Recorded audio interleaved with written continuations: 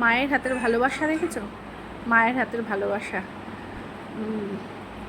যে আমার শরীরটা খুবই খারাপ মানে কোমরে এত যন্ত্রণা করছে। আমার একটু স্লিপ ডিস্কের প্রবলেম আছে, যে কারণে কোমরে এত যন্ত্রণা করছে, আমি উঠে বসতে পর্যন্ত পারছি না। আমার এত কষ্ট। কোনো রকমে স্নানটা করে পুজোটা দিতে হবে, দিয়ে স্নানটাও করতে হবে, কথা বলতে পারছি না। দিয়ে আমি খাবারটা নিয়ে বসেছি। মা আজকে সমস্ত রান্না করে পাঠিয়ে দিয়েছে।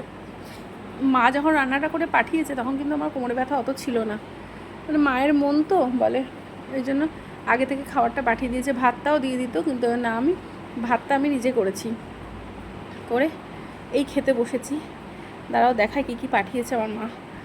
খুব শরীরটা খারাপ লাগছে, কেউ বসে কথাও বলতে পারছি না। এটা হচ্ছে ঝিঙে বাটা,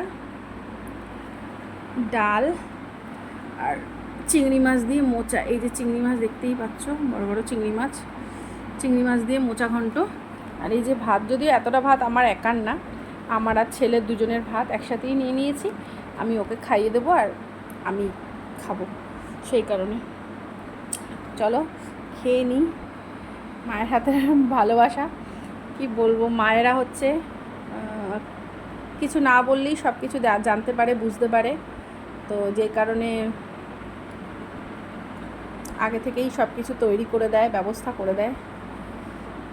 মায়ের ভালোবাসার মতো কোনো ভালোবাসাই হয় না, তাই তো? এইটা আমার খুব প্রিয়, আমার ছেলেরও খুব প্রিয়। আমার ছেলে শিম বাটাটা খেতে বেশি ভালোবাসে, কিন্তু বাটা যতই হোক বাঙাল বলে কথা, বাটা বুটা একটু বাঙালদের বেশি ভালো লাগে। ডালটা আমি খাবো না, আমি এইটা আর এটা দিয়ে আমার খাওয়া হয়ে যাবে। ডালটা স্পেশালি দিয়েছে হচ্ছে ছেলের জন্য।